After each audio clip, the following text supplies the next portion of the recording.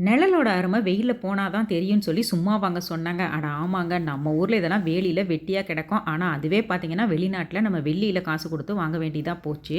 சரி பசங்க ரொம்ப தூரம் டிராவல் பண்ணி ஸ்கூலுக்குலாம் போயிட்டு வராங்க. கூடவே எக்ஸ்ட்ரா கரிக்குலர் ஆக்டிவிட்டீஸ் அது இதுன்னு சொல்லி ஏகப்பட்டதுலாம் நடக்குது. ஸோ அதனால பசங்களுக்கு கொஞ்சம் காலுக்கு வலுவாக்கும், எலும்பெல்லாம் கொஞ்சம் ஸ்ட்ரென்தன் ஆகும் அப்படின்னு சொல்லிட்டு, ஒரு கட்டு மட்டும் வாங்கிட்டு வாங்க அப்படின்னு சொன்னா, இந்த மனுஷன் 3 கட்ட தூக்கிட்டு வராருங்க. கேட்டா சும்மாவாச்சும் இருக்கக்கூடாதா?